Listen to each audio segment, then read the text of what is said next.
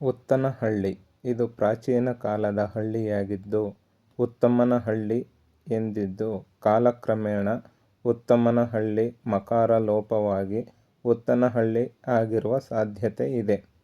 ಉತ್ತಮ ಎಂಬ ಸಂಸ್ಕೃತದ ಪದ ಶ್ರೇಷ್ಠ, ಮುಖ್ಯ, ಮೇಲವ್ ಎನ್ನುವ ಅರ್ಥವಿದೆ. ಉತ್ತಮರು ಇಲ್ಲಿ ವಾಸಿಸುತ್ತಿದ್ದರು. ಮೇಲ್ವರ್ಗದವರು ವಾಸಿಸುವ ಪ್ರದೇಶವಾದುದರಿಂದ ಉತ್ತಮರ ಹಳ್ಳಿ, ಉತ್ತಮನಹಳ್ಳಿ, ಉತ್ತನಹಳ್ಳಿ ಆಗಿದೆ. ಬಹುವಚನ ಕುಲನಾಮವನ್ನು ಹೊಂದಿದ್ದು ಕಾಲಕ್ರಮೇಣ ಏಕವಚನವಾಚನವಾಗಿ ಮಕಾರ ಲೋಪವಾಗಿ ಉತ್ತಮಹಳ್ಳಿ ಅಥವಾ ಉತ್ತನಹಳ್ಳಿ ಆಗಿರುವ ಸಾಧ್ಯತೆಯೇ ಹೆಚ್ಚು. ಆದ್ದರಿಂದ ಶಾಸನದಲ್ಲಿ ಇದು ಕುಲವನ್ನು ಸೂಚಿಸುವ ಗ್ರಾಮನಾಮವಾಗಿದೆ. ಈ ಊರಿನ ಉಲ್ಲೇಖ ಕ್ರಿಸ್ತಶಕ 1225 ಕಾಲಘಟ್ಟದಲ್ಲಿ ಉತ್ತನಹಳ್ಳಿ ಎಂದು ಪ್ರಸ್ತಾಪವಾಗಿದೆ. ಇಲ್ಲಿ ಜ್ವಾಲಾಮುಖಿ ನೀವೇನಾದ್ರೂ ಮೊದಲನೇ ಬಾರಿಗೆ ನಮ್ಮ ವಿಡಿಯೋನ ನೋಡ್ತಿದ್ರೆ ದಯವಿಟ್ಟು ನಮ್ಮ ಚಾನೆಲ್ ನ ಸಬ್ಸ್ಕ್ರೈಬ್ ಮಾಡ್ಕೊಳ್ಳಿ. ಹಾಗೆ ಈ ವಿಡಿಯೋನ ಲೈಕ್ ಮಾಡಿ. ನೀವು ಹೆಚ್ಚು ಲೈಕ್ ಮಾಡಿದ ಹಾಗೆ ನಮಗೆ ಹೆಚ್ಚು ಪ್ರೋತ್ಸಾಹ ಸಿಗುತ್ತೆ ನಿಮಗೆ ಇನ್ಫಾರ್ಮೇಶನ್ ಕೊಡೋದಕ್ಕೆ. ಶಾಸನವೊಂದರಲ್ಲಿ ಉತ್ತನಹಳ್ಳಿ ಎಂದು ಉಲ್ಲೇಖಗೊಂಡಿದೆ.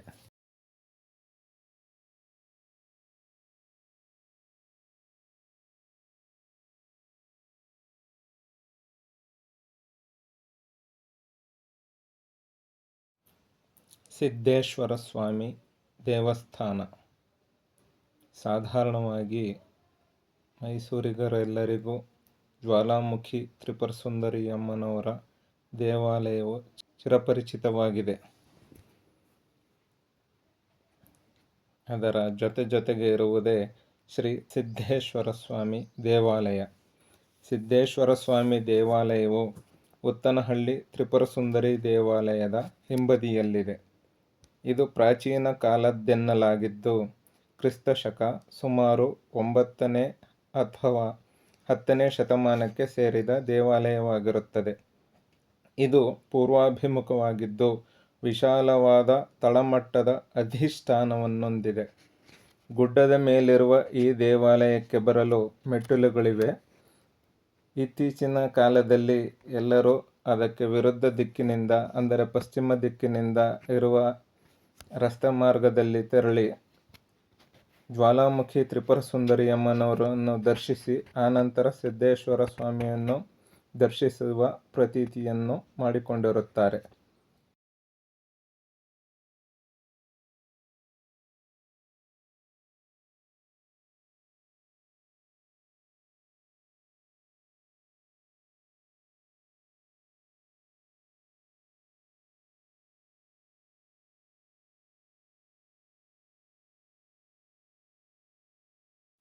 ಜ್ವಾಲಾಮುಖಿ ತ್ರಿಪುರಸುಂದರಿ ಅಮ್ಮನವರ ದೇವಾಲಯದ ಪರಿಚಯದ ವಿಡಿಯೋವನ್ನು ಈಗಾಗಲೇ ಮಾಡಿದ್ದು, ಅದನ್ನು ನೋಡಿಲ್ಲದಿದ್ದರೆ ಡಿಸ್ಕ್ರಿಪ್ಷನ್ ಬಾಕ್ಸ್ನಲ್ಲಿರುವ ಲಿಂಕನ್ನು ಒತ್ತುವುದರ ಮೂಲಕ ಆ ದೇವಾಲಯದ ಪರಿಚಯವನ್ನು ಮಾಡಿಕೊಳ್ಳಬಹುದಾಗಿರುತ್ತದೆ.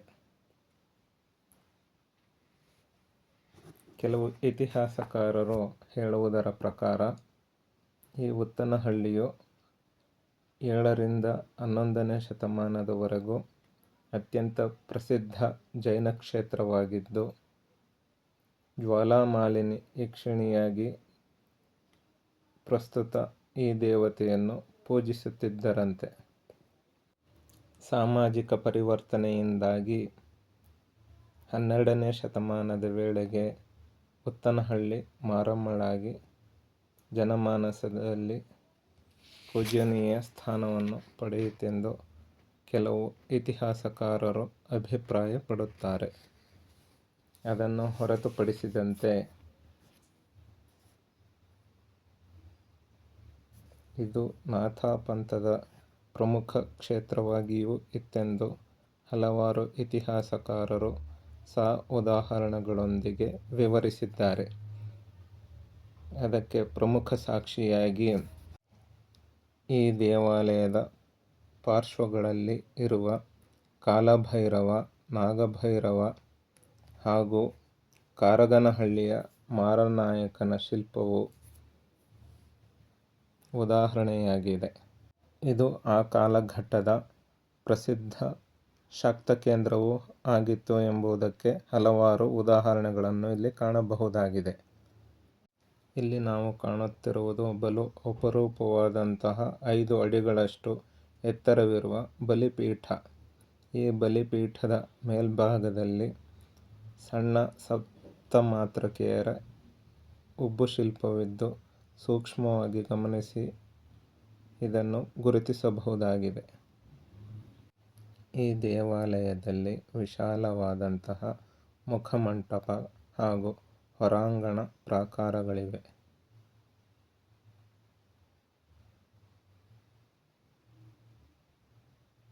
ಪ್ರಸ್ತುತ ಈ ದೇವಾಲಯವು ಜೀರ್ಣೋದ್ಧಾರಗೊಂಡು ಕೆಲವು ಐತಿಹಾಸಿಕ ಪುರಾವೆಗಳನ್ನು ಕಳೆದುಕೊಂಡಿದೆ. ಆಧುನಿಕ ರಸ್ತೆ ಮಾರ್ಗಗಳು ಸಿದ್ಧವಾಗುವ ಮೊದಲು ಈ ಪಾವಟಿಕೆಗಳ ಮೂಲಕವೇ ಈ ದೇವಸ್ಥಾನಕ್ಕೆ ಭೇಟಿ ನೀಡುತ್ತಿದ್ದರೆಂದು ಐತಿಹ್ಯವಿದೆ. ಸಿದ್ದೇಶ್ವರ ಸ್ವಾಮಿ ದೇವಾಲಯದಲ್ಲಿ ಇರುವ ನವರಂಗದ ಎಡಪಾರ್ಶ್ವದಲ್ಲಿ ಕಾಲಭೈರವನ ಮೂರ್ತಿಯ ಶಿಲ್ಪವಿದೆ. ಇದು ಕ್ರಿಸ್ತಶಕ 9ನೇ ಶತಮಾನದ ಸುಮಾರು 3 ಅಡಿ ಎತ್ತರದ ಶಿಲ್ಪವಾಗಿದೆ.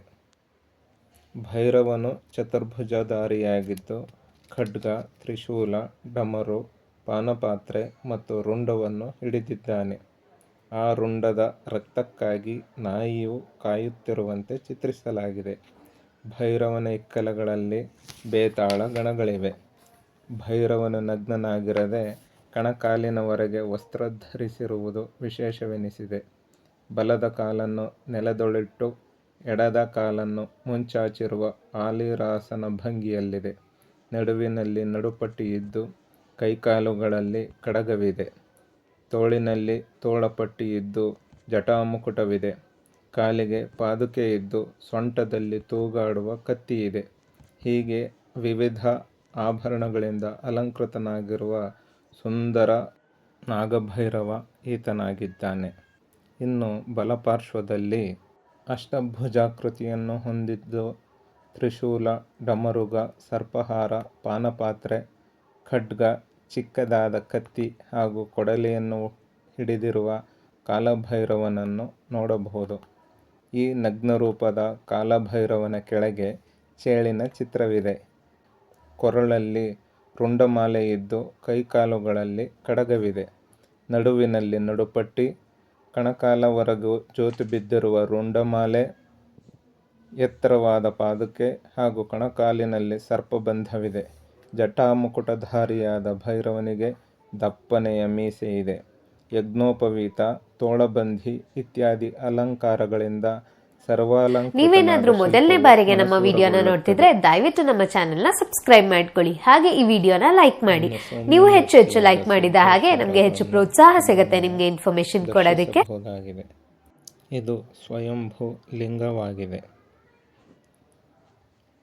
ಇದನ್ನು ಪ್ರತಿಷ್ಠಾಪಿಸಿದ ಬಗ್ಗೆ ಯಾವುದೇ ದಾಖಲೆಗಳಿಲ್ಲ. ಆದ್ದರಿಂದ ಇದು ಸ್ವಯಂಭೂ ಎಂಬುದನ್ನು ನಾವು ನಂಬಲೇಬೇಕಾಗುತ್ತದೆ. ಈ ದೇವಾಲಯದ ಪ್ರಾಂಗಣದಲ್ಲಿಯೇ ನಾವು ಚಂಡಿಕೇಶ್ವರನನ್ನು ದರ್ಶಿಸಬಹುದು. ಚಂಡಿಕೇಶ್ವರನು ಶಿವನ ಮಹಾಭಕ್ತನಾಗಿದ್ದನು.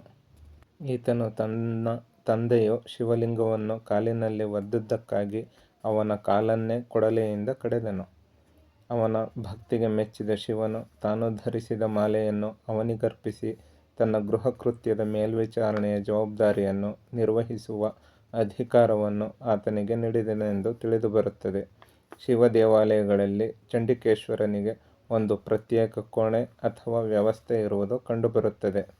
ನಮ್ಮೆಲ್ಲ ಪ್ರಾರ್ಥನೆಗಳನ್ನು ಈತನಿಗೆ ತಿಳಿಸಿದರೆ ಅದು ದೇವರಿಗೆ ತಲುಪುತ್ತದೆ ಎಂಬ ನಂಬಿಕೆ ನಂಬಿದಂತಹ ಭಕ್ತರದ್ದಾಗಿದೆ. ನೀವೇನಾದ್ರೂ ಮೊದಲನೇ ಬಾರಿಗೆ ನಮ್ಮ ವಿಡಿಯೋನ ನೋಡ್ತಿದ್ರೆ ದಯವಿಟ್ಟು ನಮ್ಮ ಚಾನೆಲ್ನ ಸಬ್ಸ್ಕ್ರೈಬ್ ಮಾಡ್ಕೊಳ್ಳಿ. ಹಾಗೆ ಈ ವಿಡಿಯೋನ ಲೈಕ್ ಮಾಡಿ. ನೀವು ಹೆಚ್ಚು ಲೈಕ್ ಮಾಡಿದ ಹಾಗೆ ನಮಗೆ ಹೆಚ್ಚು ಪ್ರೋತ್ಸಾಹ ಸಿಗುತ್ತೆ ನಿಮ್ಗೆ ಇನ್ಫಾರ್ಮೇಶನ್ ಕೊಡೋದಕ್ಕೆ.